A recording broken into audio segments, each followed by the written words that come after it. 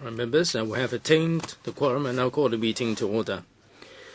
Item 1, confirmation of the minutes of the meeting held on April the 15th. Please refer to paper number CB4 751/13 to 14. The minutes have been made available to members. We have received no proposed amendments. Unless members have any particular comments, can we endorse the minutes? All right, matters arising. We mentioned a duty visit on May the 30th. We have already looked at the information. Taiwan, Singapore, and Australia, and all the rest of the information has been made available. We have 8 members attending, and after some discussion, the subcommittee decided that we would look at the long-term development of the hawker policy, and we tried to narrow the difference first. A member said that if we go ahead with the visit without narrowing the differences, we may be running a risk of wasting taxpayers' money. So we get this out of the way first. Shall we now invite the administration in, please?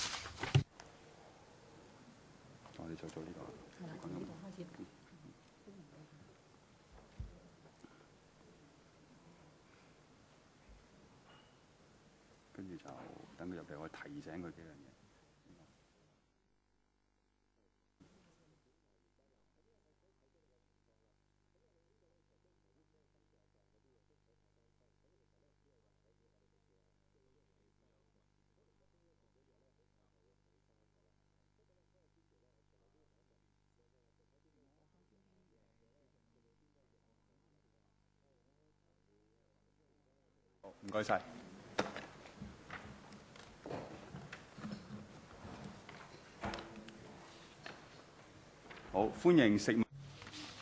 like to welcome from the colleagues, all government officials from the FHB, the CDB, and the Development Bureau, and also the Tourism Commission. I'm not going to introduce them one by one. I'm sure you have the names on the table. On the 15th of April, we sought certain information. We have not received all the replies. Mr. Wong Kwok Heng requested the information that the administration has not made available. You might wish to tell us later on when you take the floor as to how soon you will be able to give us the information. Mr. Wong? Chairman, our work is in hand to prepare the information. We aim to make it available by July. We still have quite a bit of work to do. We aim to make it available in July. Well, we are coming, the term is, or the legislative year is coming to an end in July. Can you make it available in early July? Yes, we make it as quickly as possible. Yes, better late than never, though.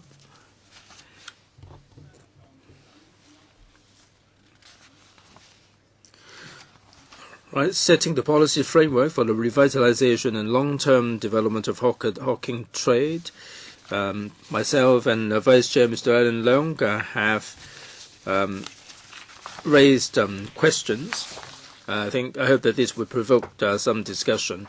We were not terribly happy with the replies last time because they immediately look at the issue from the management and control point of view. This is something that should be reviewed. I'd like to call upon the FHB representative to take us through the paper, and then the Development Bureau and the CDB might wish to supplement. Chairman, thank you. Last time, a member sought a paper which has been made available. We can see from members' questions that members would like to put their focus on issues beyond control. Management can control. Members would like to look at the hawker policy from development point of view. If I may state the position of the FHB, we would let members know about the policies that we have to facilitate development of the hawker policy. Members are right in saying that the FHB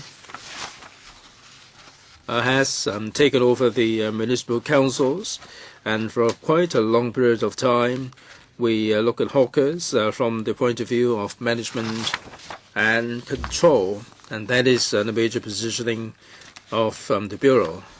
And that much is clear to members, because one of the missions of the Bureau is to ensure food safety and environmental hygiene. So management and control will remain an important part of our work. But I must say that without jeopardizing the work in these two areas, the FHD and the FHB keep their options open as to how the hawker policy should be developed. But the overriding consideration is to maintain management and control as well as environmental hygiene. Today we do have certain policies that we hope will facilitate the development of the hawker trade, although this may fall short of members' expectations. But if I may say a little bit about the work that is in hand, there are a couple of facilitating measures, like the temporary food factory licenses, FEL. We mentioned this before to members. If there are certain public functions held that require the temporary food factory licenses to reheat the pre-cooked food, we do make arrangement for that, on condition that they have to fulfill the fire services regulation. They're not supposed to engage in cooking, so no cooking other than reheating, in other words, by electric stoves.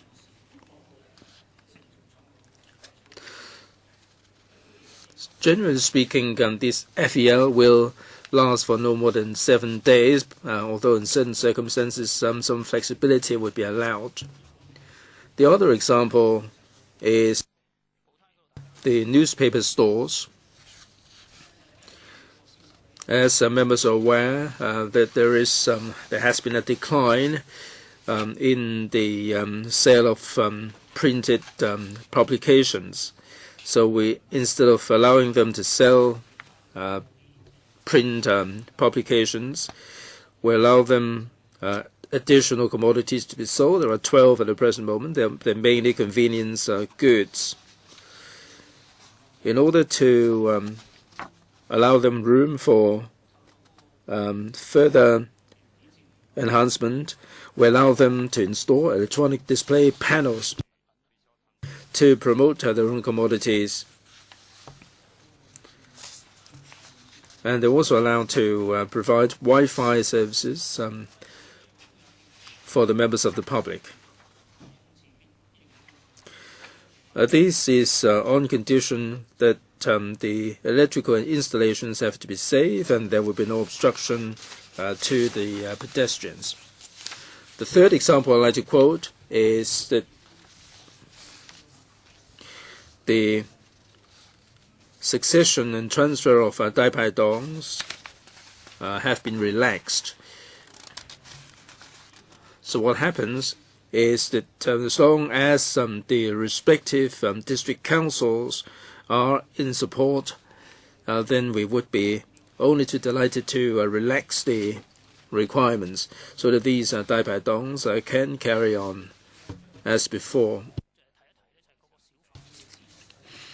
The other thing I'd like to mention is the assistance scheme for hawkers. We have obtained a sum of money for a 5-year program. We are offering some assistance for the hawkers to reconstruct their stores to reduce fire risks. We hope that their stores will be made more appealing, their appearance will be enhanced, and we can realign all these stores to make sure that they will be doing more thriving business. Now, all these examples go to show that where circumstances permit, we will be pleased to allow the traders more room for development.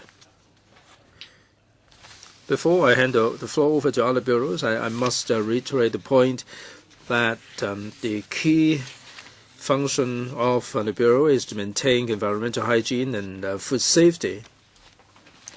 And we do have a set of regulations and guidelines that has been serving us well.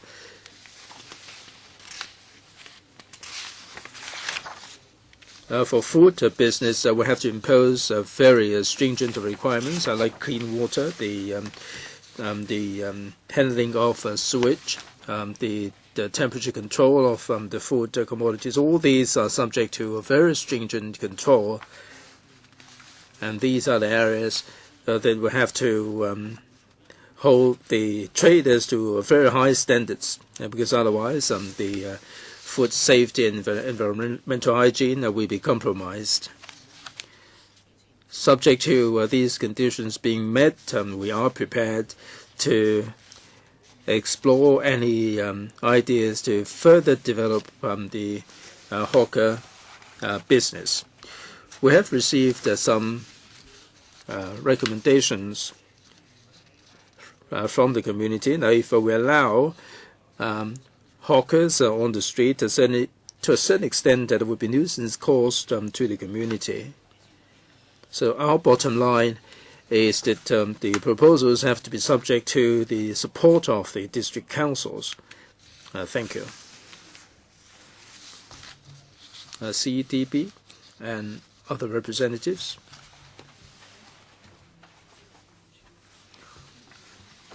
The Tourism Commission is responsible for issues to do with tourism. We are responsible for drafting the policy and liaison with other departments to improve the attractions in Hong Kong and to identify new attractions.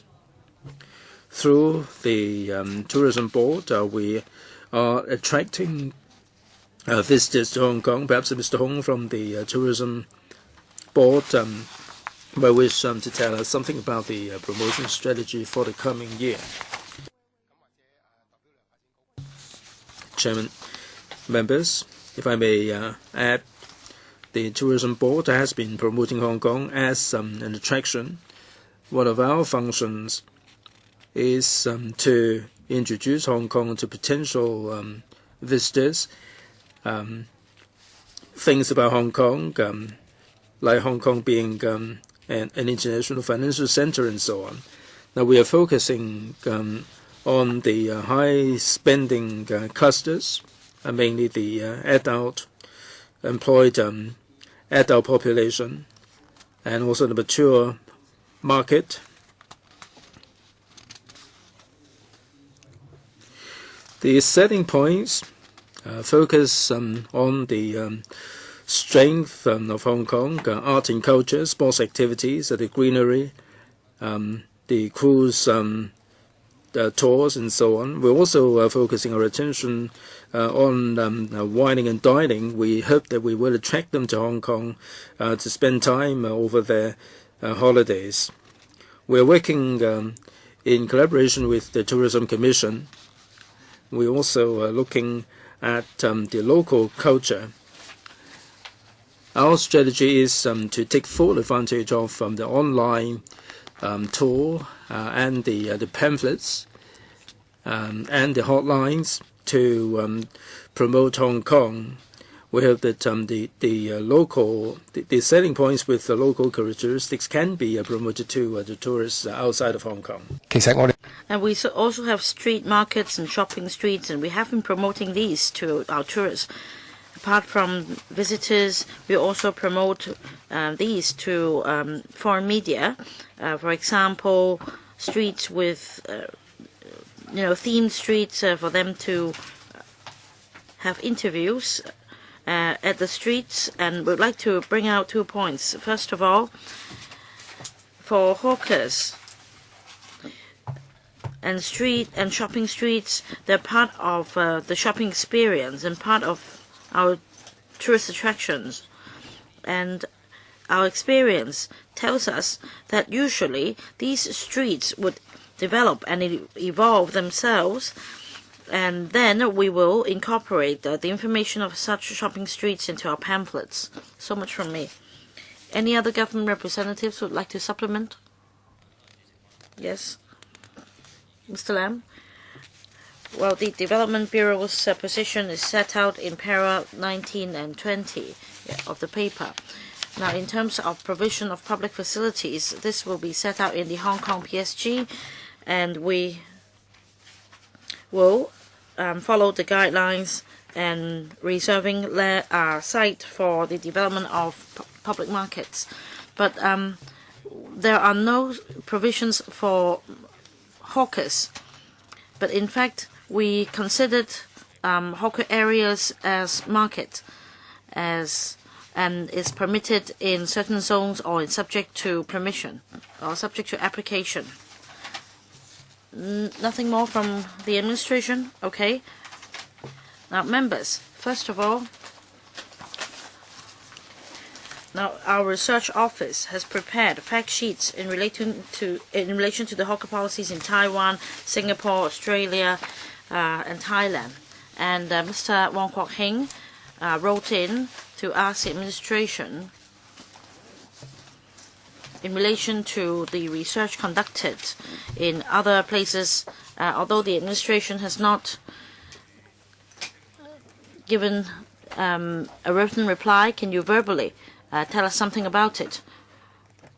Or can you tell us at least what jurisdictions have you conducted a study about, so that the next time we know what to expect? Maybe we'll defer to the director, assistant director, Mr. Fan. Thank you. For Southeast Asian countries like Singapore, Thailand, Taipei, where there are hawker policies, we're looking at their modus operandi. We're also looking at their respective policies. In July, we will be submitting the information to this subcommittee for reference. So the floor will be open to questions from members. 3 members have raised their hands. Mr. Peter Cheung, Mr. Wong Kwok Hing, and Ms. Helena Wong, and also Ms. Claudia Mo. 5 members, including Deputy Chairman. 6, and Mr. Wu Chi-wai. I think we have ample time. So I'll be more lenient, 5 minutes. That's a speaking limit. First, Mr. Peter Cheung. Now, I thank the chairman and deputy chairman for preparing the table or the list. It's important because it sets out the direction of our discussion with the administration and the way forward. First of all, I agree very much that the perspective should be one from development. If the perspective is focused on management and control of hawkers and restricting the number of hawkers to a certain level and allow the trade to gradually be phased out, and also not to issue new hawker licenses, eventually the hawker trade will be phased out. So this will be against the initiative of promoting the Hawking trade. And Deputy Secretary Mr. Wong mentioned that they do keep an open mind. But in the paper, I don't see that being said. The paper only reiterates the government's position in relation to hawker management and control. So maybe DS can tell us something more here. If we focus on development, what can the administration do, and what are their considerations? You don't necessarily have to follow the 8 points in the list. We're just reminding the administration whether it has considered from these perspectives. Now, from the paper, I see that the focus is still on control, or, to put it more nicely, management. And then we have to ask, what actually is the hawking policy in Hong Kong about?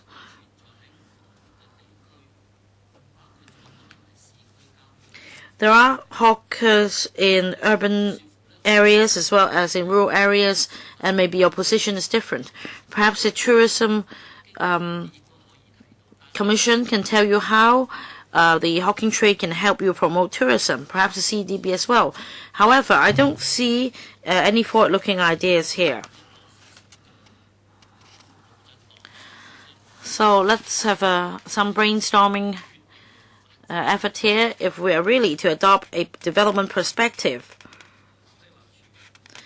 then the FEHD, the Development Bureau, and the Tourism Commission, what will these different bureaus or departments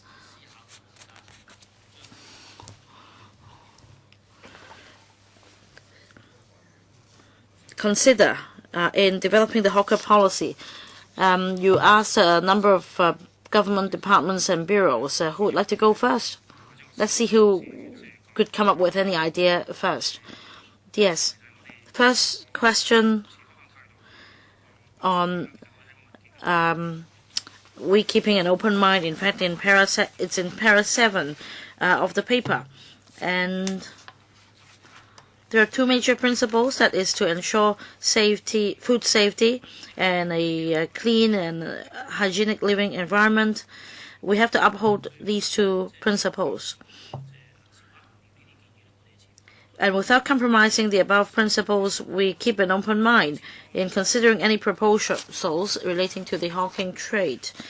And for the way forward, we want to emphasize that from the perspective of other bureaus, policy bureaus, for example, I don't know whether I can say on behalf of the Tourism Commission that if they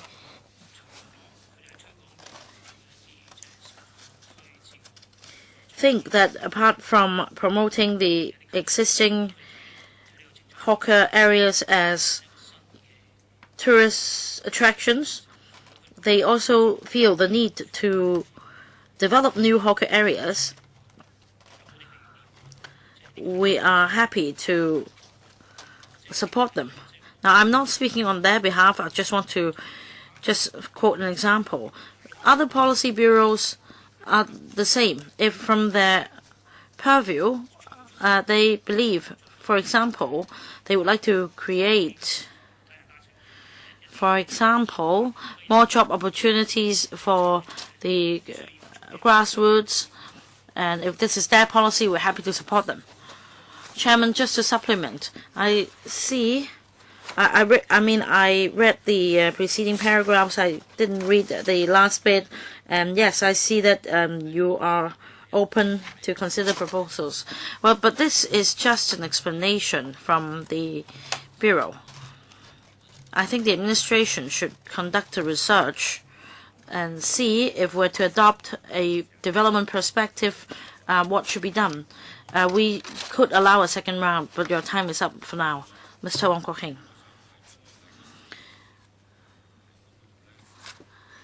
Chairman, I want to point out, first of all, that Mr. Fan just now mentioned that some information relating to Southeast Asian countries would be provided. I hope the administration would provide information relating to the mainland. The mainland's hawker policy.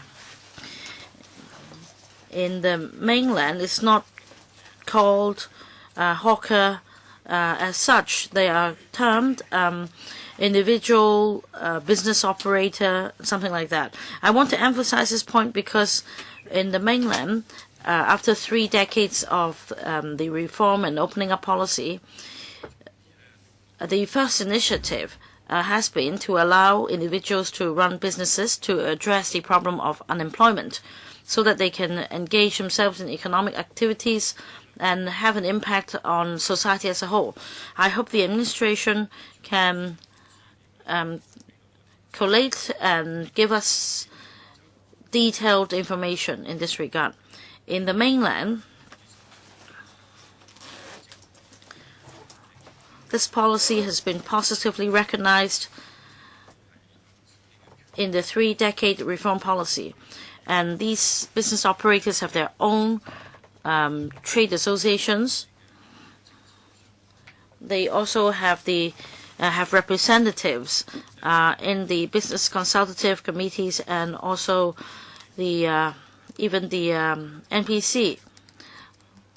So I hope the administration can give us comprehensive information.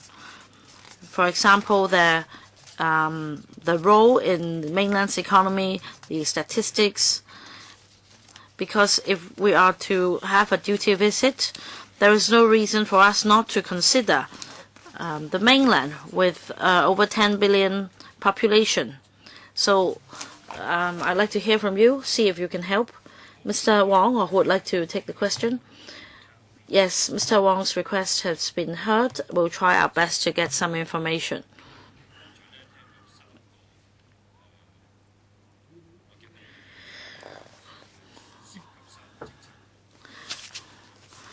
Next point, just now I heard response from 3 different bureaus or departments on this issue. First of all, I think if the CEDB is only focusing on supporting the hawker trade for the sake of tourism, I think it's not it's limited and is not in line with this policy. Hawker policy should itself be a core area under the CEDB. However, it's exactly because the CEDB doesn't even regard hawker trade as their target service users. Now, you always talk about SMEs, but hawkers are excluded. So I think this is incorrect. This is not right. I hope the CEDB can reflect on the roles and functions of hawkers and the relationship between hawkers and your bureau's functions. So the first step should be for the administration to collect information on the mainland's hawker policy, as the policy can help the CEDB reflect on themselves the relationship between hawkers and the purview of the Bureau. From the CEDB, please. Thank you, Chairman. Now we have representatives from the Tourism Commission and the Hong Kong Tourism Board here. Now, if it's about commerce and economic development under our Bureau, I think I can ask a colleague to follow up on this issue. Chairman, we have 2 officials, one from the Tourism Commission, one from the Hong Kong TB here. But they barely touch upon the hawker policy. They cannot represent the Bureau in answering my questions. So I hope our Chairman, Secretariat, and the Administration could discuss which officials to attend the meeting. Maybe I'll wait for a second round. My time is up. Well, I'm sorry to say that last time we understood that the CDB should attend the meeting, but we had not decided which representatives to send, and maybe they thought that it's about tourism, and we therefore have representatives from the TC and HKTB today. I'll wait for a second round. Ms. Helena Wong. On hawker policy, I think in the minds of the public and members, they don't know what the administration's direct policy is. I see under Food and Health Bureau and FEHD, they encourage hawkers to give up their licenses, and they've stopped issuing new licenses. Although now it's said that the FHB or the FEHD are open to consider proposals, and without causing nuisance to the neighborhood, you keep an open mind and you will consider how to promote the hawking trade. I think it's confusing. Is it really the administration's policy that hawker licenses, hawkers are encouraged to give up their licenses and that no licenses will be issued? If that is the policy, we should challenge it, or we should ask whether under this policy some flexibility can be given so that there is room for street hawkers to survive.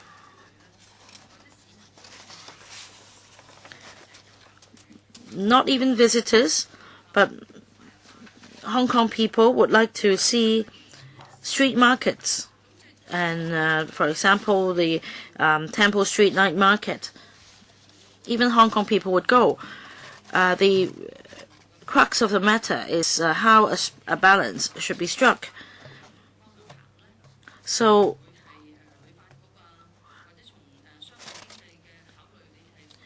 maybe from the CDB's perspective, you welcome more street markets and shopping streets as they can attract more visitors, and therefore you should encourage the administration to set up more street markets or issue more hawker licenses. But on the other hand, another bureau or the FEHD may not want to see too many hawkers, and they would like to drive them to upstairs shops.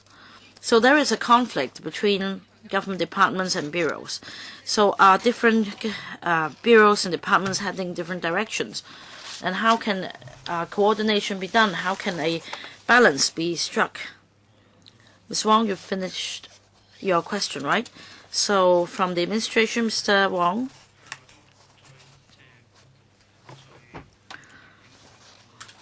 Chairman, let me summarize our position. There are 2 principles to uphold, that is food safety and hygienic living environment. And under these 2 principles, we do have some initiatives to help develop the trade. Although members may think that this is not good enough, and we should in the future take a more relaxed approach, and we're open to this to consider it. But the point is there should be a leading bureau or a policy bureau leading this initiative.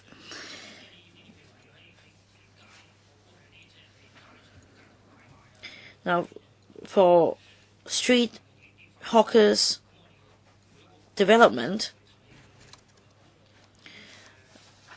we support its development on a case-by-case basis, and we have had this experience in the end, the proposal could not be realized because the district councils may not support its development, and they may pose major obstacles. Now, for the licensing regime, there is a historical background. As for our way forward, is it really necessary to issue licenses in the future? I don't think that's necessarily the case. The idea is to revitalize the hawker areas. So can it only be done by issuing new hawker licenses? That is not necessarily the case. The major point is that there should be a policy bureau leading the initiative. Do you mean that without the lead by bureaus, your main policy is to suppress hawker licenses, which is to take back existing licenses and not to issue new ones? Is that the case? Please be brief. In the municipal council era until now, in the 10 years or so, our main policy is to relocate hawkers away from the streets into covered markets. So this has been our direction for the last 20 or 30 years. It has a historical background.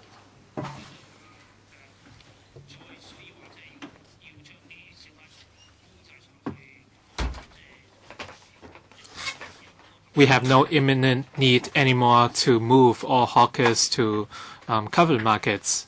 That was part of history.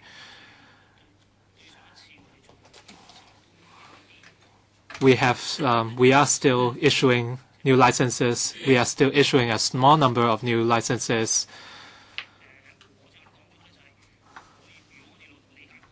But as I said, from our understanding, from the development perspective, we can do other things than to just issue new licenses, as I mentioned. Your time is up, Mr. Wong. I will give you a little bit more time later. Now, Claudia Mo, please. Linking hawker policy with tourism development is reasonable, but I don't agree with the ideas from the Tourism Commission. Not long ago, you removed the bus depot at Tsim Sha Tsui Ferry Pier, and you wanted to build a fountain, a Western-style fountain. And this, I don't agree with such ideas at all. I hope you don't. For hawker policy, you wouldn't adopt such artificial measures. Right now, in terms of hawker policy, you are taking a top-down approach. You are using a management or control approach. You are just doing what you think is right. For places like Garden Street,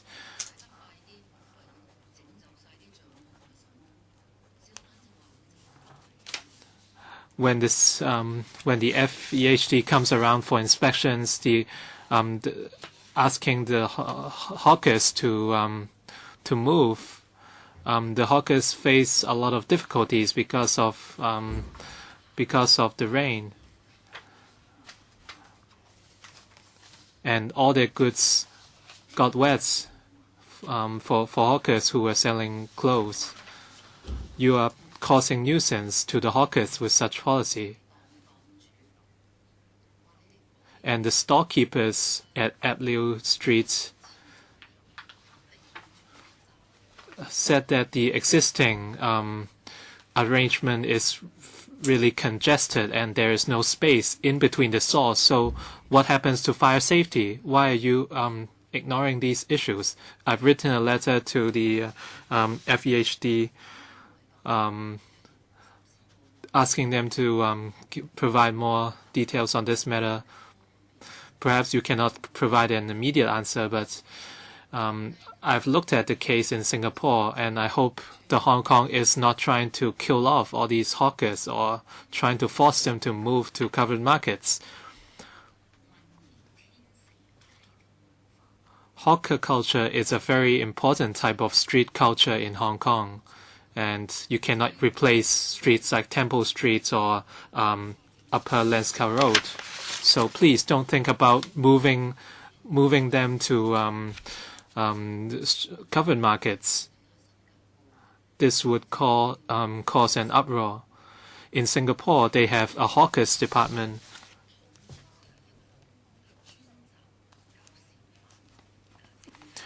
They have a dedicated department to manage the hawkers.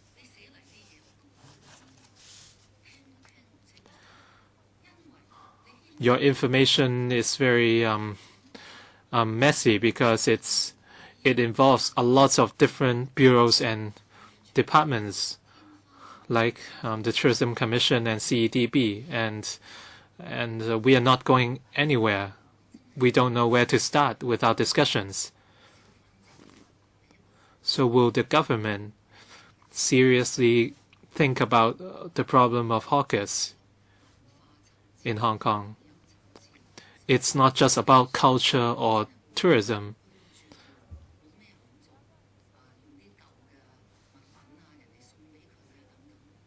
Many people who cannot make ends meet would try to sell things on the street. Can we allow these people to survive? We have a lot of these hawkers in Sham Shui Po. There are a lot of night markets. Is the government going to consider setting up an authority to manage hawkers?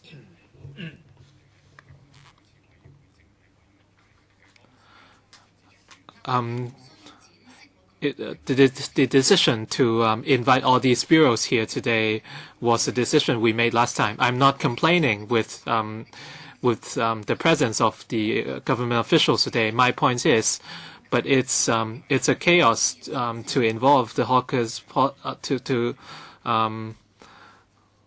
involve so many government bureaus and departments. Yes, I understand your point. We would follow up on the cases you mentioned.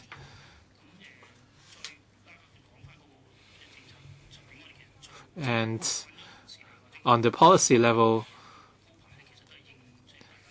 the way we lay out the contents in our paper is to address the questions of all of you.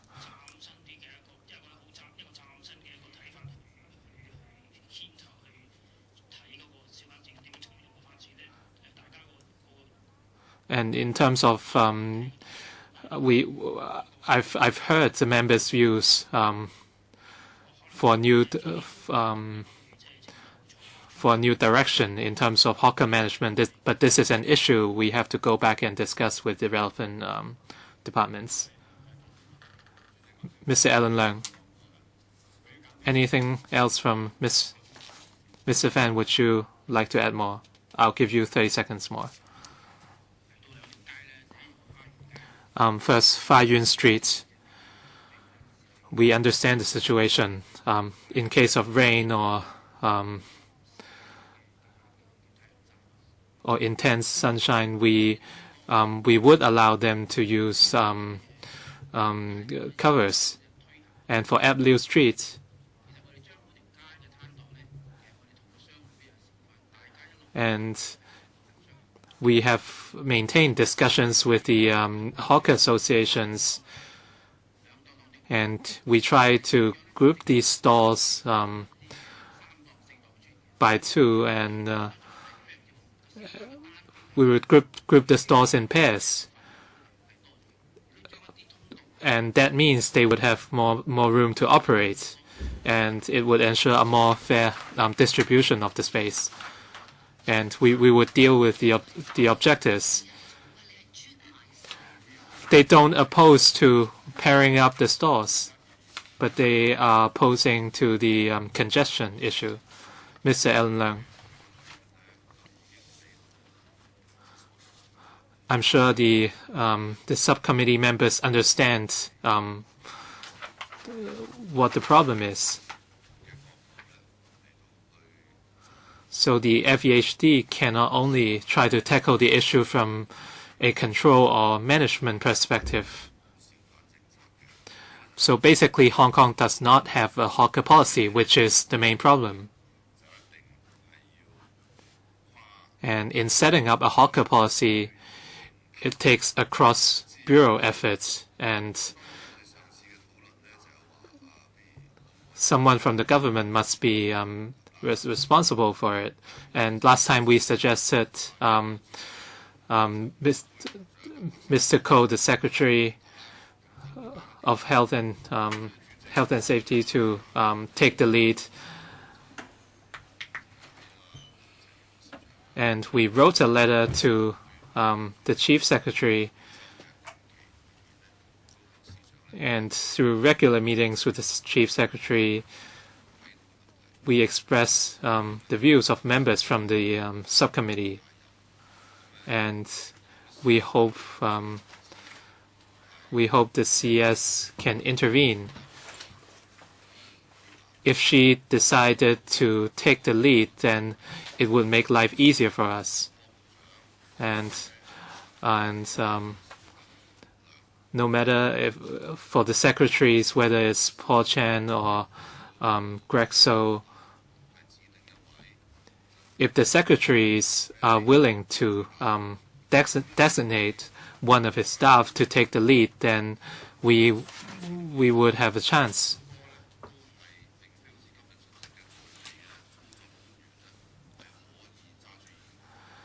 And during our meeting last time, the attending officials weren't able to decide any matters by themselves, unlike this time, unlike today. So I suggest that our discussions be more serious, and we should request the Chief Secretary to set up a hawker policy, and this must be a cross-bureau effort. So hopefully under the leadership of the CS,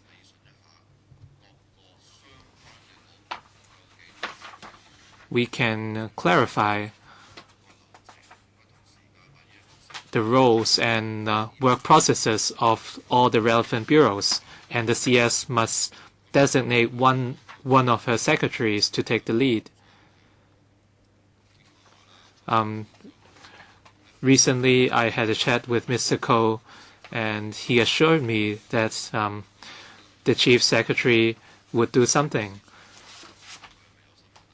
So I haven't talked to the CS directly, but Mr. Ko assured me that she would do something.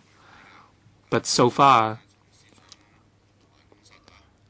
we haven't heard anything from the CS's office.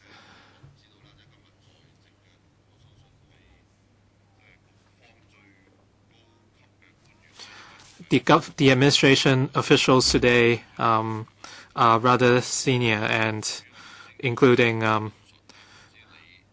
Mr. Fan and Mr. Wong.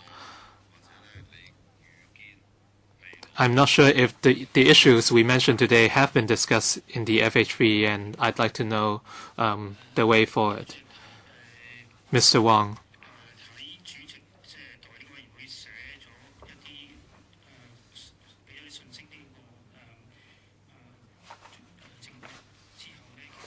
After we receive the letter from the chairman of this subcommittee, we have had internal discussions among bureaus.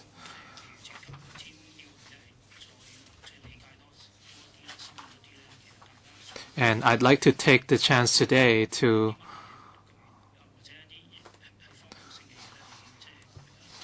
learn more about the views of the members in terms of the grand strategy. In the future, we are hoping for more cross-bureau cooperation, But as of today, we don't have anything specific to report. And between the different bureaus, we have a platform in place to discuss the issue. You mentioned collaboration between different bureaus. What bureaus? How many bureaus are you talking about? And has the Chief Secretary been involved, Mr. Christopher Wong? So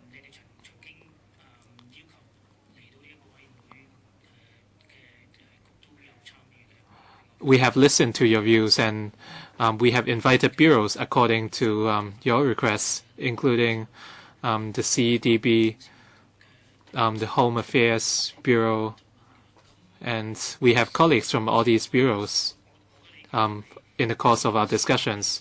As far as I know, the Chief Secretary is aware of this issue, and she has communicated with our Secretary, Mr. Ko, on the issue.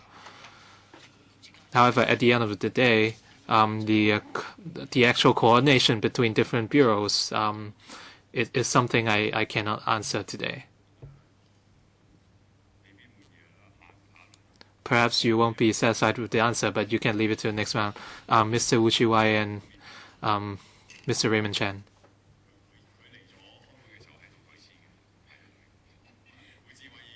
Mr. Wu Chi-wai.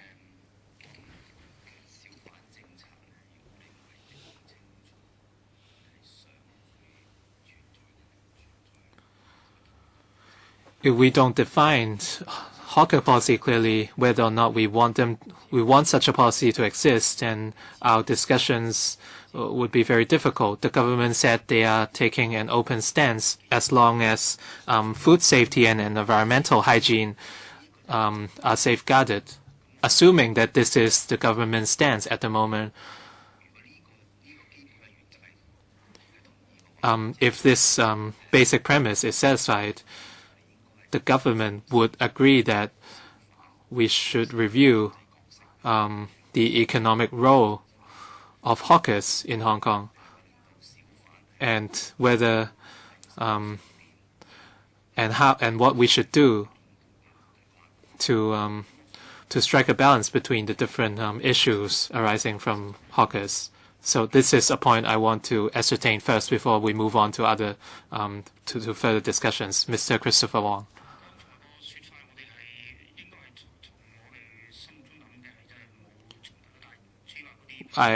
We agree with your view,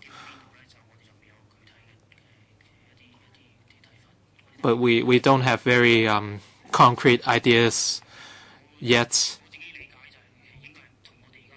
But as far as I understand, your view is in line with the government's position. From the papers prepared by the Secretariat, we looked. You have looked at cases in countries like Taiwan, Singapore, Australia, and Thailand. So, in terms of the direction, my view is that in those 4 countries,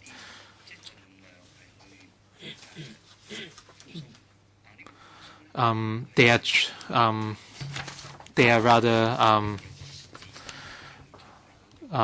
tolerant towards hawkers,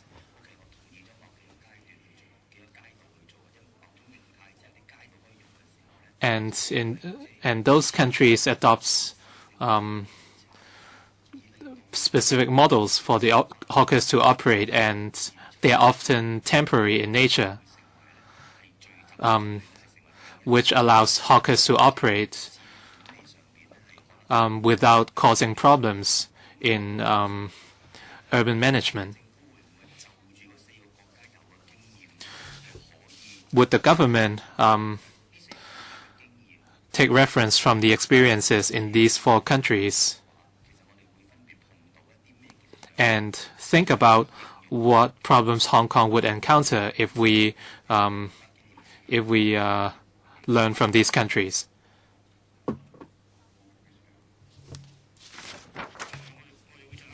Mr. Christopher Wong. having taken these information into account, we would do our best. But we do face some very realistic problems.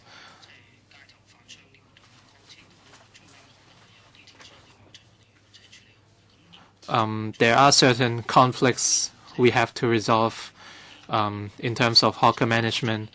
We might be able to learn from some of the experiences in other countries. And actually, we have tested some of these practices in Hong Kong, but we have to look at the actual situation in Hong Kong.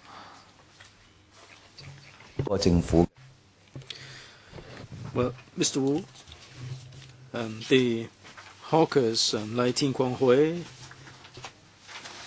the hawkers have to capture the business opportunities.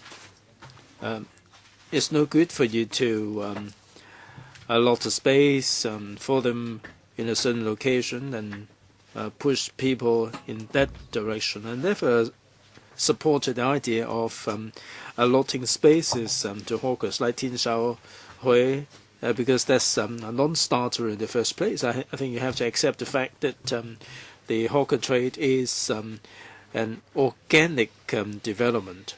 Second, you have to coordinate this with the street management, like Tin Kwang Hui, for instance. Certainly, there may be problems in busy locations, and you have to strike a balance there. So you ought to have a look at the dynamics of hawkers' trades in the street and gain some experience there. You'd like a response? I think the government knows about it. I just hope that they would pay particular attention to the way in which they operate. Like there are certain ways they try to evade the hawker control teams. The market is telling you that they are taking advantage of the gaps in the management. Mr. Raymond Chen and then Ms. Chen Yunhan. Chairman, thank you. I'd like to pick up on the first question raised by Mr. Wu Chi-wai. This subcommittee supports the idea that the government should formulate policies to facilitate hawkers' trade instead of taking a silo approach. So is the government in agreement that we should formulate policies to facilitate the development of hawker trade? Or are we discussing whether we need the hawker policy? Or do you admit that the situation at the present moment leaves something to be desired? The Deputy Secretary said that certain departments have discussed that. Are they discussing whether they are in agreement with this direction? I think it's a good thing for them to talk about it. I thought that they were in silos. They won't talk to one another. But what levels are we talking about? The officials that are engaged in the talk, in the discussion, secretary level or deputy secretary level, are they merely sitting down once for the sake of answering our questions, or are they prepared to sit down on a regular basis to formulate long-term hawker policy? Chairman, this is not a problem that can be taken up by one single department. Now, we said that the FHB can take the lead. I do have doubts myself. That this involves so many bureaus and departments, so one single bureau chief might not be able to command all the other bureaus. If this inter-bureau business has to be done, we need to have a CS, like sex discrimination ordinance. We have the DOJ, the SJ taking the lead. I think we can go down in the similar path with regard to the hawker policy. We do need to have an inter-bureau committee. This should be taken up by the FS instead of the CS because the this has to do with our economy. If the FS will take the lead, and you can have regular meetings. I don't care whether you have meetings every 3 months or 2 months. At least this is a small step forward, because otherwise we will end up with a situation where we are tackling problems in a particular market by the FHB, and that is a long way away from what we intend to achieve.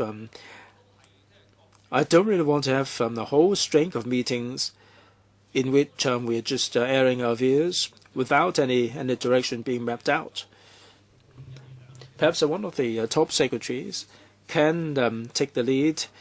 Now, with regard to the gender discrimination ordinance, we are really doing a similar thing. I think we can do it the way we do experiments. If we are to develop a night market in a certain place, let's say there is a proposal, how can we knock on the doors of every single bureau?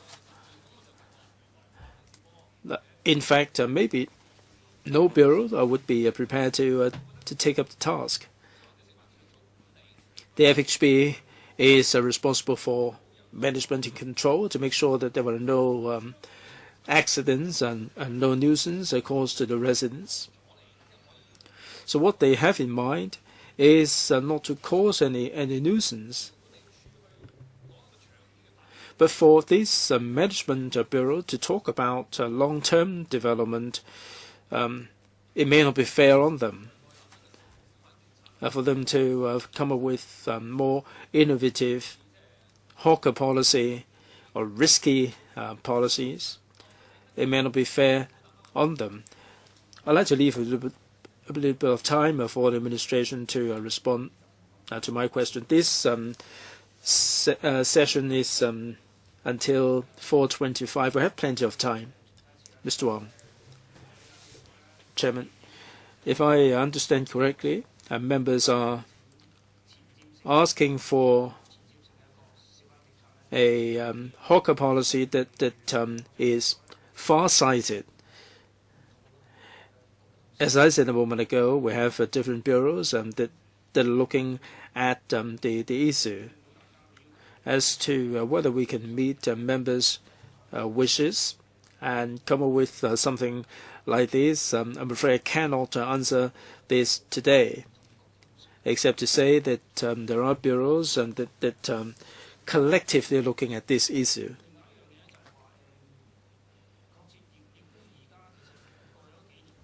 Indeed, over the past couple of years, there are certain districts that have suggested certain ideas in the light of the local conditions, like, for example, the Tinguanghui. It shows that as long as they fulfill our requirements, there is indeed room for these activities to be undertaken on a trial basis, on a pilot basis. And this is achievable. We're prepared to tie in with that. As to who's going to take the lead, members are holding the view that it may involve different bureaus. Well, we don't really want to pin you down. But this is our position. I hope that you will understand. We do have the established mission to maintain food safety and environmental hygiene. We have to make sure that all these activities will not cause any nuisance to the nearby residents. I hope that members will appreciate that. Ms. Chen Yunhan. Chairman, I think LegCo has done a pretty good job here.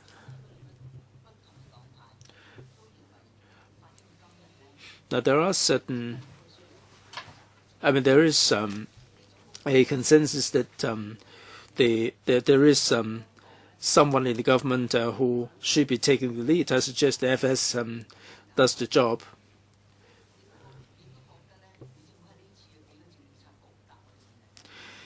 In these replies, I mean, the replies amount to very much a non-answer. According to FHB, they don't really want to cause any nuisance to the nearby residents, and all the proposals have to have the support of the district councils. Now, this is how the government operates.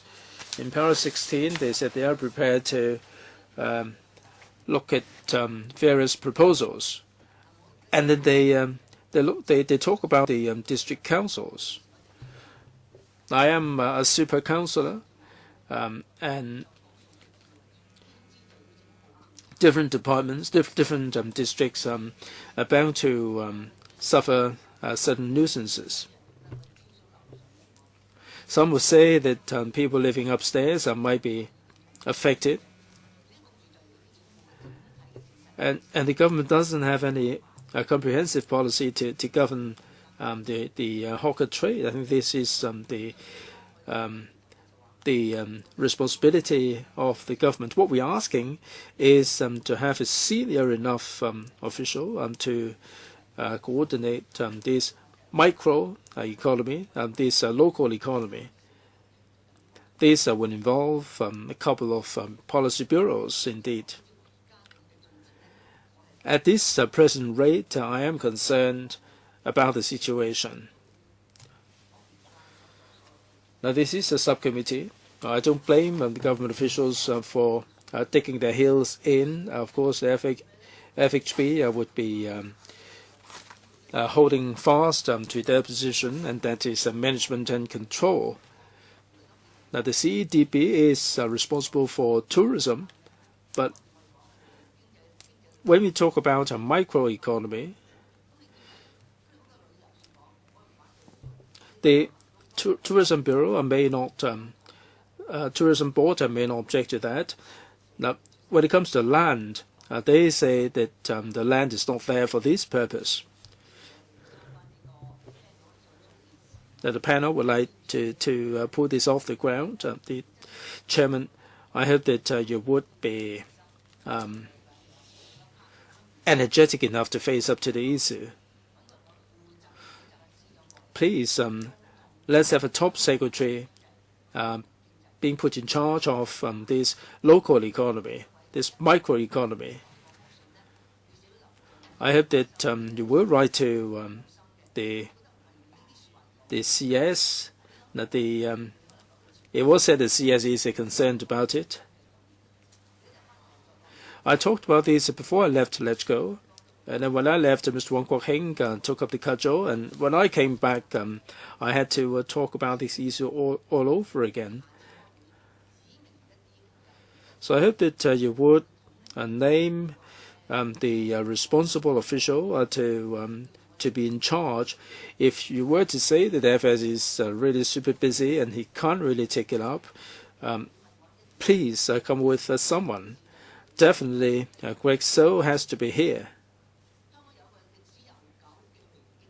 Hong Kong has this micro economy or local economy that has been with us for some considerable time. In the 1960s and 1970s, people became hawkers to make a living. There are many young people who are also engaged in hawking because of the absence of jobs. There are disabled people who become hawkers at different places. Some of them engage in hawking business outside the cultural center. In early days, people engage in hawking business for a living. Nowadays, people who are well educated also become hawkers. In Thailand, in early days, only the grassroots became hawkers. Nowadays, the educated people have become hawkers. The same can be said about Japan and Taiwan. I won't blame these officials who cannot answer my questions. I am engaging in argument with Mr. Fan over the Kwun Tong issue, that the government simply cannot resolve this particular problem. So my point is that next time we should have one of the top secretaries on hand here. If not, we should have Greg So, SCED, to come down here. Now this is the local economy that is looking after a lot of people. So Greg So has to come down here. That the FHB is responsible for management. The land officials, I think they are at a loss. I save some of my questions for the second round, and I hope the members would support me later on. All right, so much for the first round. I am the only one who has yet to put any questions for the first round. My question is similar to Ms. Chen's. Hardly ever are we so united in a committee. We hope that we would have hawker policy that will facilitate economic development, and we hope that we can make contributions to Hong Kong. Nobody would quibble over this point. Mr. Raymond Chan has said as much a moment ago. The deputy chairman said as much. The bureaus have sat down to talk about the issue. How effective has this been? Is it going to be a regular kind of meeting? Before we rise for the summer, there is one more meeting left. If we fail to map out the direction, then the whole thing will cool off, and I hope that you would look at the timetable. Please furnish us with the papers and also the future direction, the timetable, the roadmap for the way forward, because we will repeat more of the same in the next meeting, and we will not have any clear direction charted for the future. This will be a wasteful use of our time. This will be a wasteful use of the taxpayers' money. Second, Mr.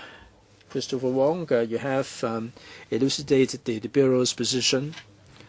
And basically, to put it bluntly, they are responsible for management and control. We said before that this is not the answer to the problem. No single bureaus are responsible for the hawkers. And it would be difficult to move this to the CEDB. We wrote to the CS, and like Ms. Chen Yunhan said, we would like to have someone higher up the hierarchy to be in charge of the whole thing. I hope that you would think seriously about this idea. The clock's not working, is it? Right, I spent about 5 minutes anyway. Third, previously, like Mr. Wong said, the government moved the hawkers from on-street to off-street. I think you have really done something that antagonized a lot of people, and we're trying to revitalize the markets, and there are hawkers on the streets. And we have to make sure that this trade will thrive. As a member of the public, if I walk down the street and you move the hawkers away from 80 to 60 to 50, if you move too many hawkers off the street, then they will lose the attractiveness. So in the long term or in the medium term, are you going to move all the hawkers off the streets? And this is something we have to clarify. Finally, we very much regret that the administration failed to provide us with the papers for a whole month. Luckily, the research division has got together all this information. And they have identified Singapore, which is similar to Hong Kong, and they don't have any on-street hawkers, and they moved indoors. But half of them get support from the government, and the other half do not. But they have at least for 20 years. And that way, the government can have enough time to position the policy right. So I'm wondering whether this can be replicated in Hong Kong. We look forward to a reply from the administration, but we drew a blank today. I hope that you would make available the information next time. Perhaps that's all you hear from me. This is the first round of our question. I now move on to the second round. 3位議員。 3 members, Mr. Wong Kok Heng, followed by Mr. Wu Chi-wai and Ms. Chen Yun-han. We still have ample time, so I think 5 minutes each. Mr. Wong Kok Heng, please. Chairman, I'd like to pick up on the point about this paper. Although the DS said that they would adopt the development perspective, in the paper, the word development is put in quotes. That is, they note that there is a general sentiment in this subcommittee, so on and so forth. So,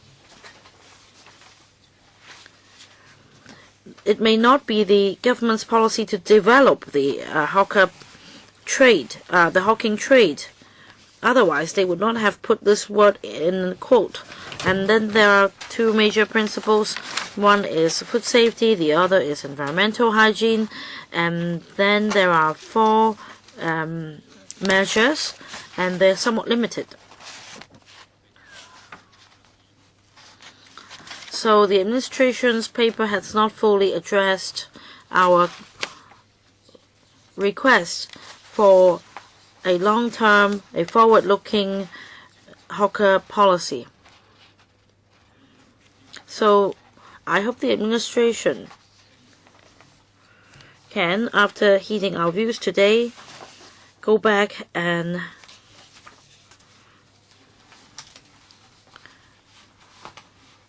prepare once again a paper to, in response to our request for the administration to review the existing policy and to formulate a forward-looking, long-term and sustainable and holistic hawker policy.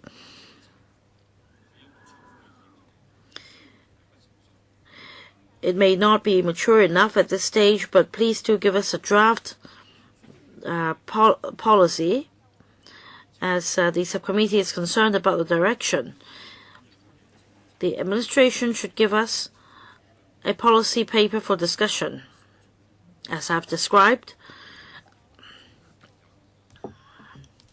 so that the subcommittee's work can become meaningful. This is my suggestion. I hope DS can respond to me, because if you say that these 2 principles are the mission of the FHP or FEHD, then of course you're right. Food safety and environmental hygiene are important. But does it mean that a forward-looking and long-term and holistic hawker policy will be a departure from these 2 principles? Now, of course, the FEHD has evolved from the former municipal councils, and you follow the same line of thoughts. So if we are to devise a new policy, we should think out of the box. In order to do that,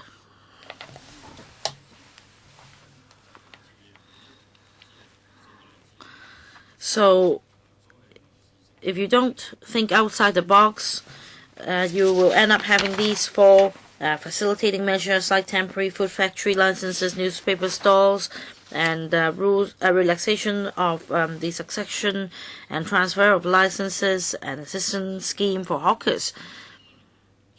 However, these existing measures are far from meeting our request for a forward-looking and a long-term and holistic hawker policy. I have repeated these terms as I'd like to make clear our request. I'll give DS some time to respond. Yes, Mr. Wong. Now, Mr. Wong emphasized some terms, and I've heard him loud and clear. This will help us in our next step.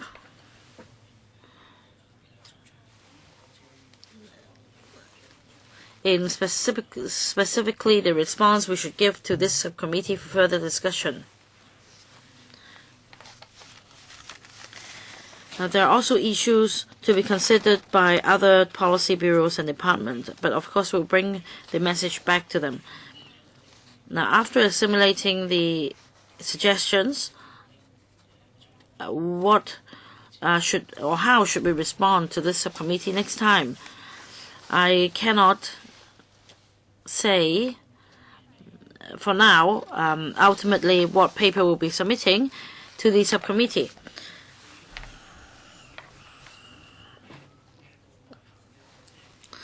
But if members think that we should adopt a development perspective as far as the hawker policy is concerned and what issues the administration should be considered, we welcome suggestions from members, and we can then consider whether there is room for us to implement these ideas so that we can come up with proposals that can better address your concerns. In fact, at this moment, what we see is that the picture is not too different from back then when we conducted a review.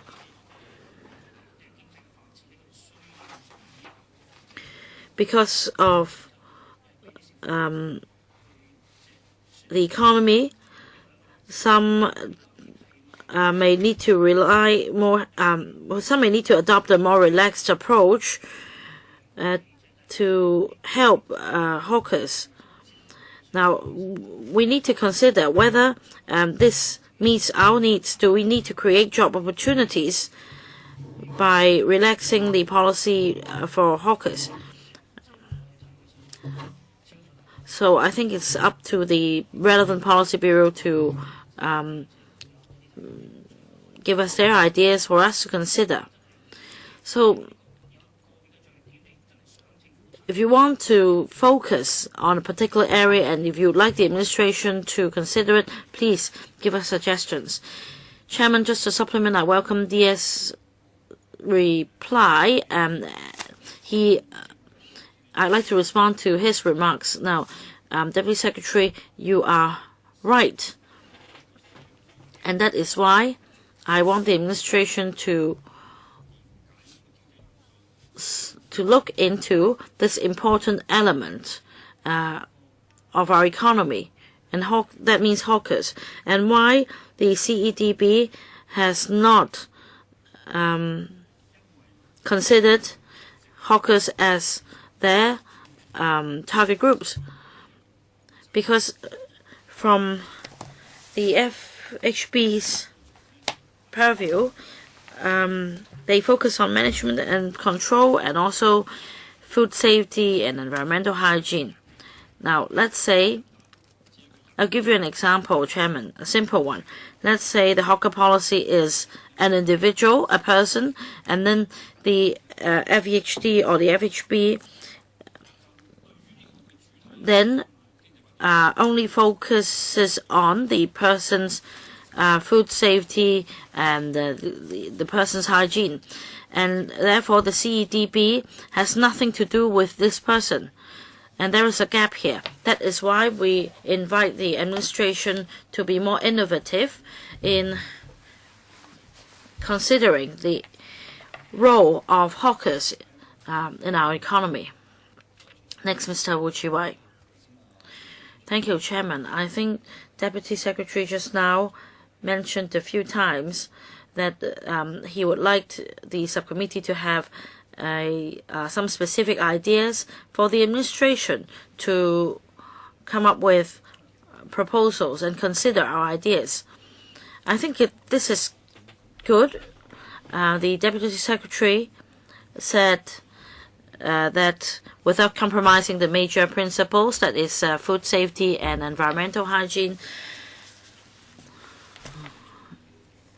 they're open to consider proposals of developing the hawking trade, and this is a very important assumption.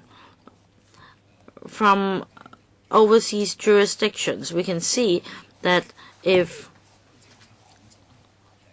the local economic activities could evolve, that is basically due to a relaxation of policies and the organic development of the area, rather than bureaucratic rules. And thirdly,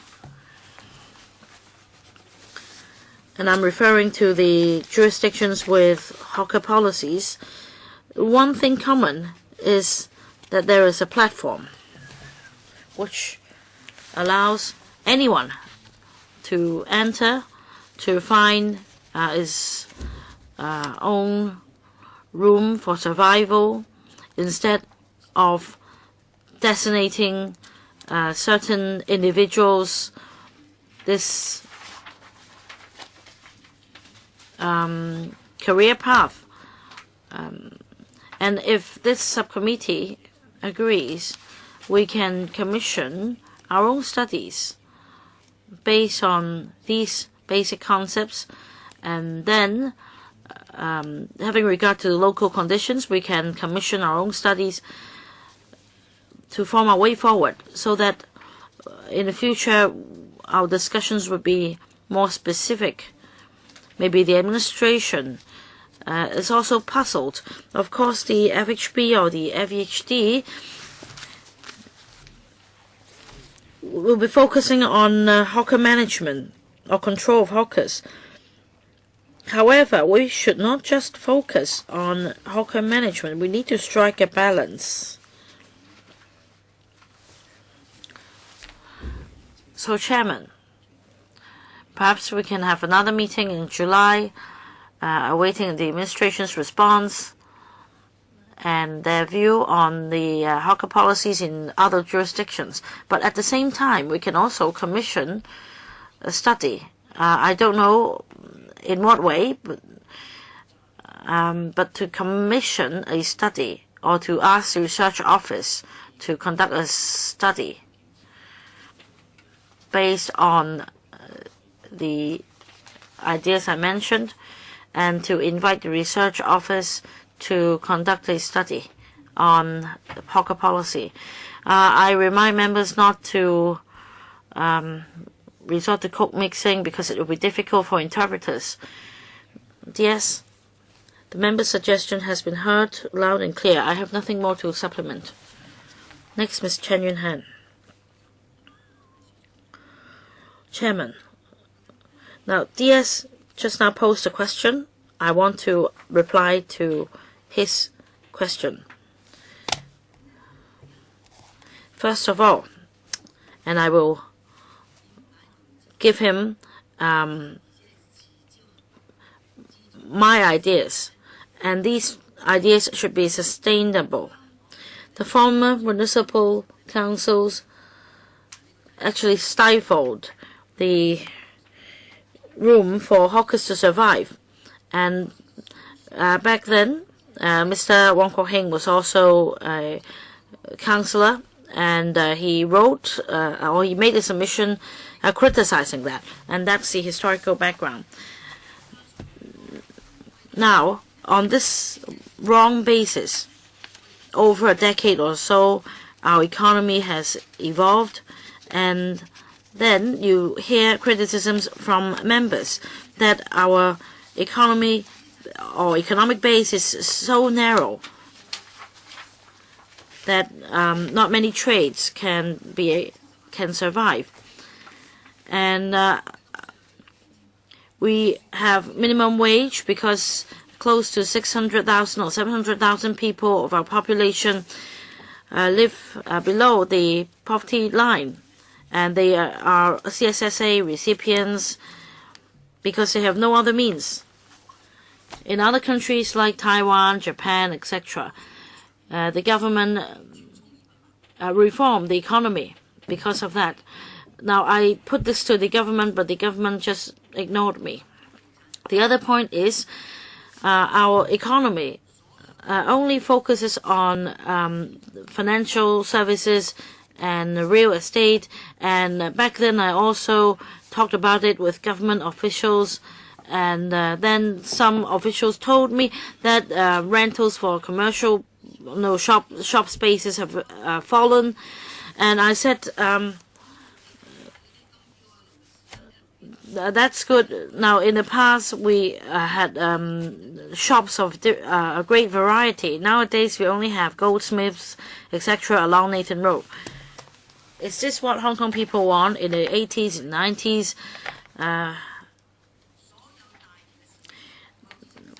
To facilitate street management, the administration then promoted the construction of podiums.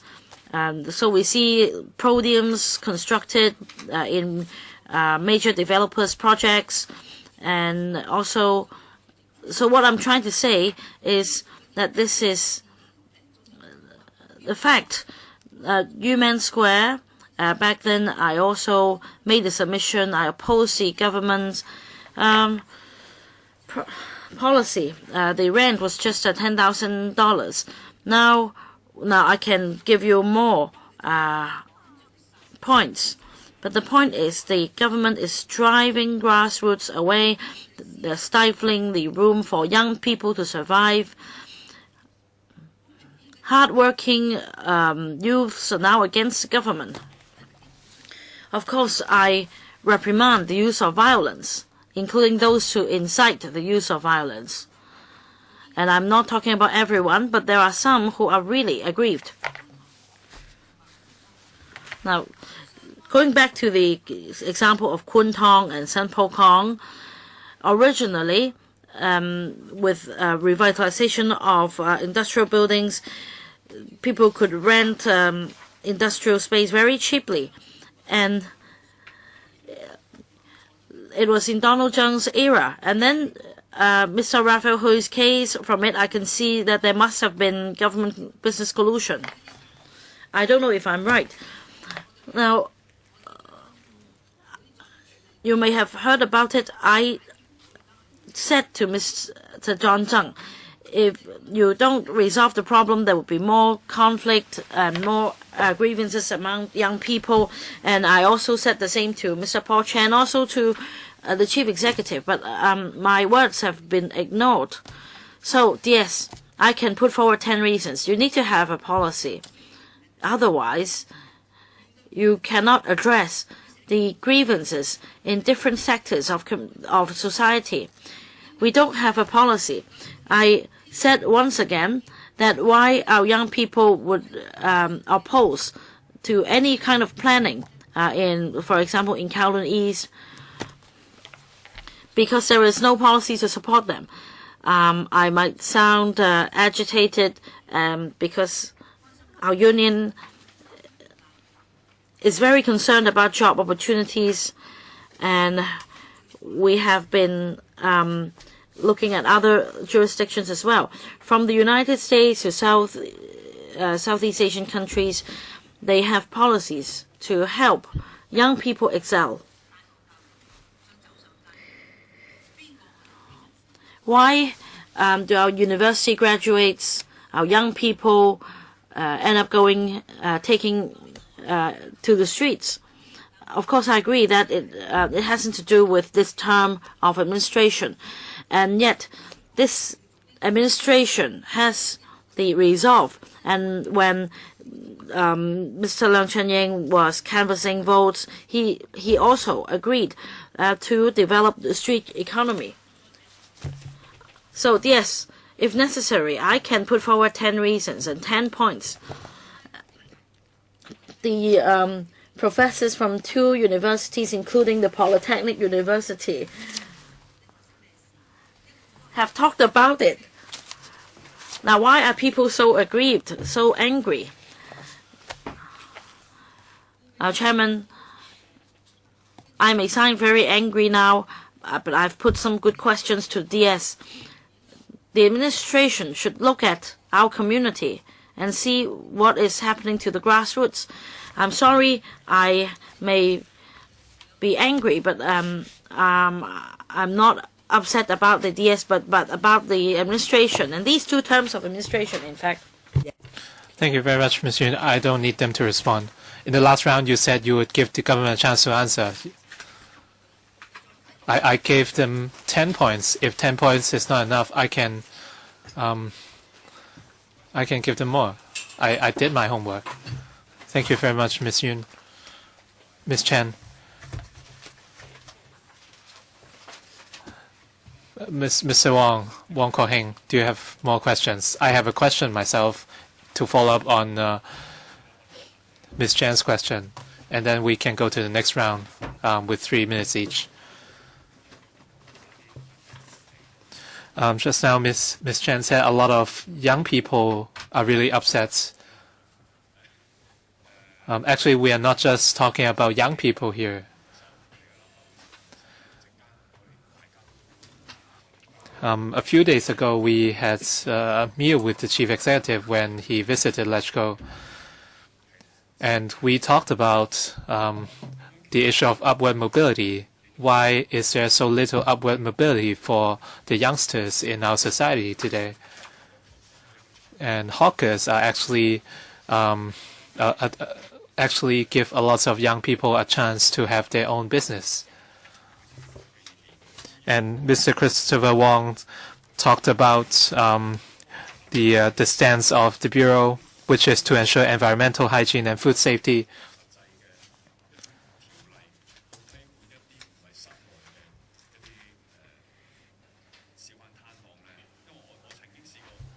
And do we really need such strict legislations for hawkers? I had one runs a hawker store, and after a brief stint in the AFCD, I saw all sorts of problems. For example, I wanted to do leisure fishing, and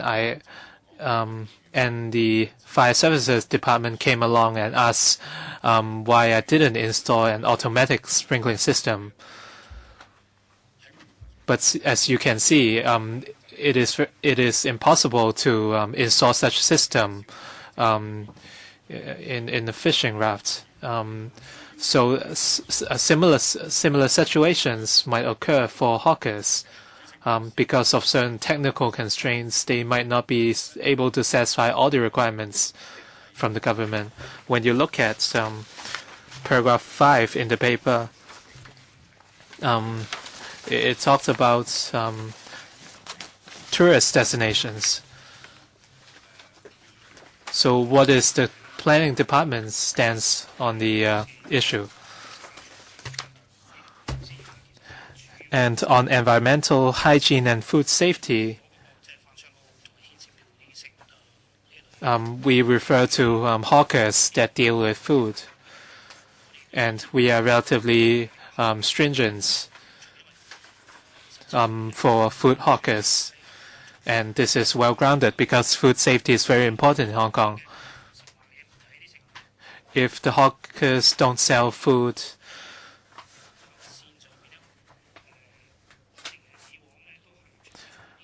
our existing practice is relatively more lenient if food safety is not involved. So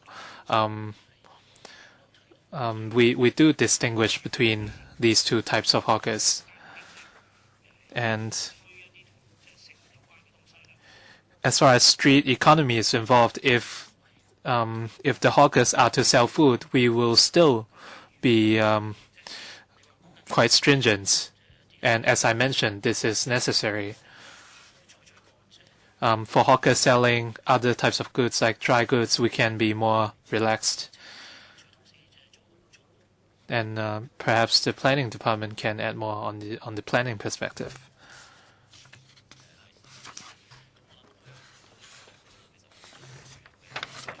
And in terms of land planning, we would do our best to collaborate.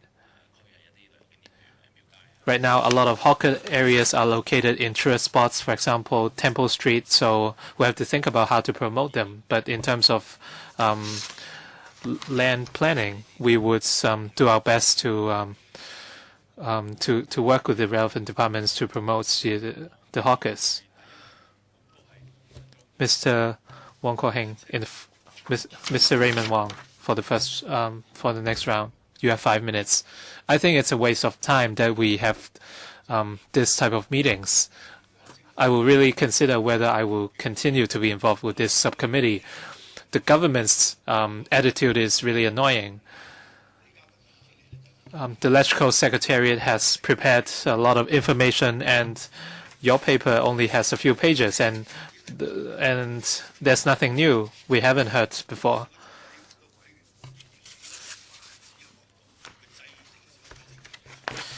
And the focus of the subcommittee members is to look at hawker policy from a development perspective, and rather than focus on management and control, and what measures will be initiated by the administration to develop and promote the hawking trade, and how do we promote hawking as part of Hong Kong's tourism, and how do we use it as part of our poverty alleviation measures. We've been talking about such issues for years now.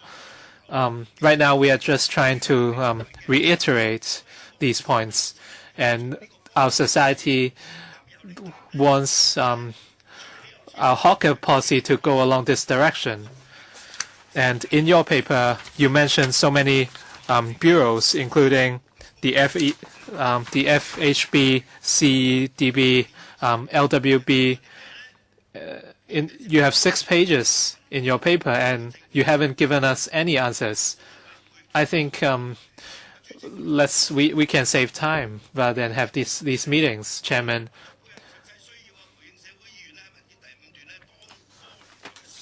They are saying that in response to the questions from the members, our position is to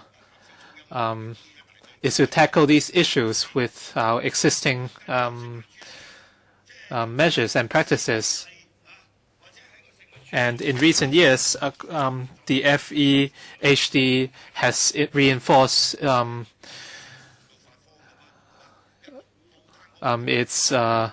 its control on violations. So, in other words, they are asking these hawkers to shut up store. So, and they're issuing all these penalties and warnings. It's impossible for these hawkers to survive, and the FIT travelers are mean that we have a lot of jewelry stores, but these hawkers cannot survive. They are being driven out of business. Can you try to help these hawkers? I cannot see any answers from your paper. You talked about measures. You said existing measures are in place to help these hawkers, and you mentioned newspaper stores. I'm really close with a lot of newspaper store owners. What are they selling now? What can they sell now? And they're facing competition from convenience stores and major shopping centers, and the newspaper stores in housing estates are being driven out of business. And perhaps you are kicking these newspaper stores out because of minor violations, and you are responsible for all these complaints. You are living in your dreams, and you are only looking at your guidelines, and you are only looking at the existing system. Right now, the government representatives today are all AO grades, and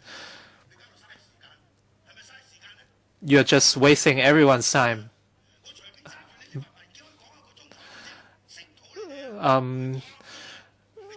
We can sit here for hours, and What have you done? You said you would relax the rules governing the succession and transfer of licenses. This has been discussed for a long time. Assistance scheme for hawkers. Again, we have discussed such issues for years. We talked about places like Taiwan, Singapore, and Thailand, and you are not going to you haven't considered adopting any of their practices. And I visited night markets in Taiwan.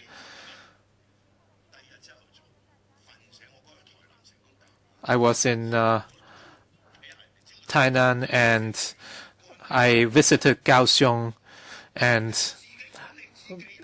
the night markets are all self-governing and they are very well behaved and disciplined. Have you been there yet?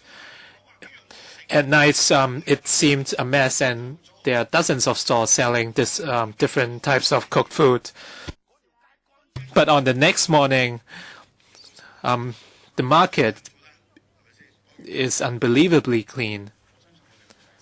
So why don't you look at some such markets? I think we won't have a third round, right?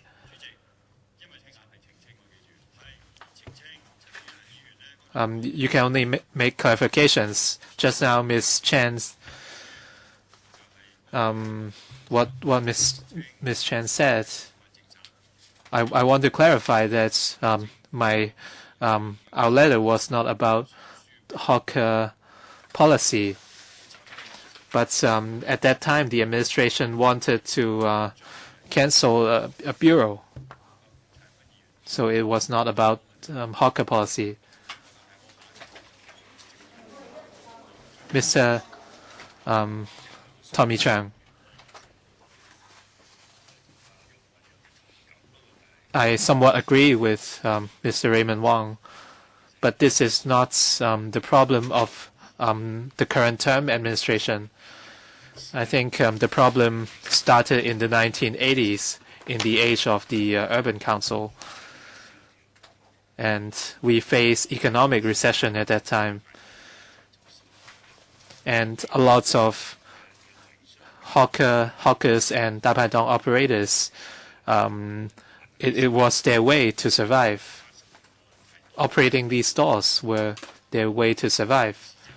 And business was rather good in the 1980s, and I wasn't here at that time. So it was the former municipal councils. The policy which started at that time drove a lot of hawkers out of business. For example, if the owners pass away, they cannot pass it on to other people other than their spouses. But when their spouses pass away, they have to surrender their licenses. So the number of licenses went down very sharply from 1,000 to just a few dozens. And I agree with Raymond's view that we are unanimous on this front. We might have different opinion in other issues, but in terms of hawker policies, I think the different parties, and including the independent councillors, are all unified. Our views are unified. And we don't need the government to tell us what their previous policies were.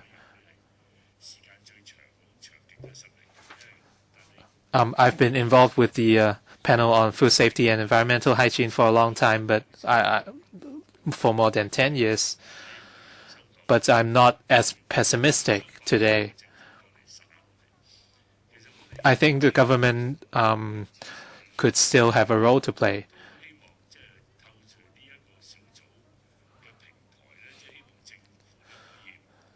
I'm sure many members have hopes that through this subcommittee, the government can come up with a long-term policy for hawkers, and we want to see some change.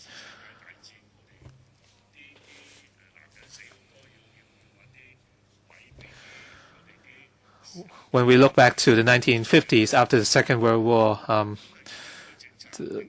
we faced problems, but I don't think we are. The situation is not so bad yet.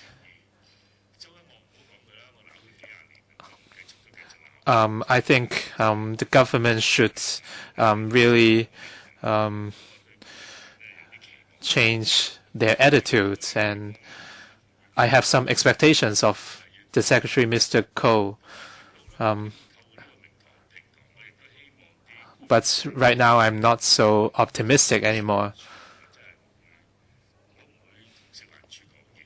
I won't communicate with FEHD because they are only executing. If they don't carry out certain things out, they would be accused by the media every day. So the Bureau must take the lead, and they must come up with a policy. After the meeting today, we should invite the Secretary. And we have to see whether a policy is viable.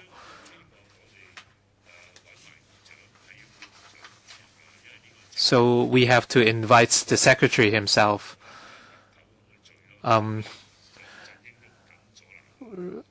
He seems to be the most popular secretary at the moment, and if he wants to push an idea forward, no one can stop him, including the chief executive.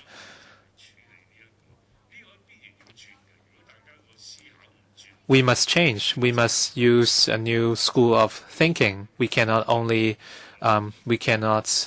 on the existing policy. 8 seconds left. Any response from the administration? If not, next, Mr. Chen Hempan.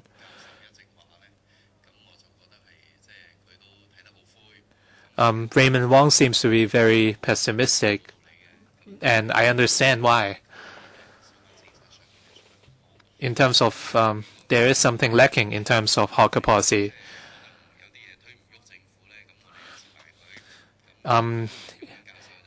If Raymond Wong said he would leave the subcommittee.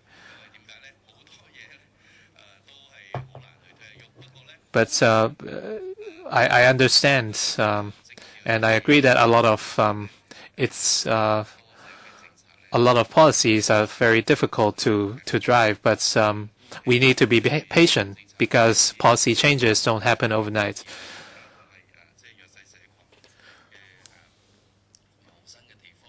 For hawker policy, we mentioned issues like promoting hawkers as a tourist spots, and the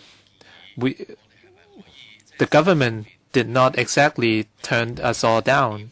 So my suggestion is, can we be more specific? Can we come up with a list of, say, 20 hawker sites for the government to consider? Can the government consider developing these 20 spots as tourist destinations or pilot sites for economic growth, economic development? So my question is, if the SC comes up with certain recommendations, will you consider our proposals? Mr. Christopher Wong. We welcome such recommendations from the members, and your views will certainly help us come up with a strategy and tackle hawker issues. In the past, in places like Tongchong, we came up with a lot of recommendations. At night in the housing estate in Tongchong, it's very difficult to find a place to grab something to eat. So can we allow certain food stalls in those areas? We used to have food carts, but they were driven out a long time ago. So can we do something in Tongchong? Can we allow operators So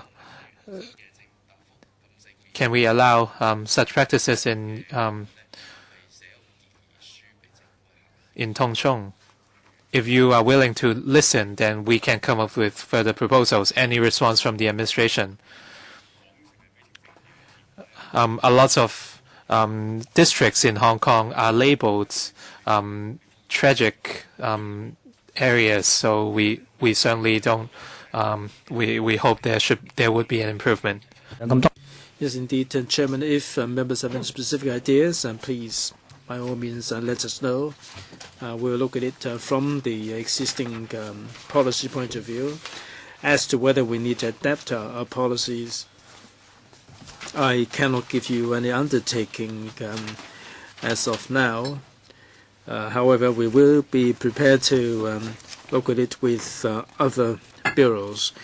We are fully aware of members' intention. We will approach the issue positively. Well, let's take a break. We come back in 15 minutes' time at 4:45, and then we come back for the poverty alleviation, or 10 minutes. We come back at 4:40. We take a break. Thank you.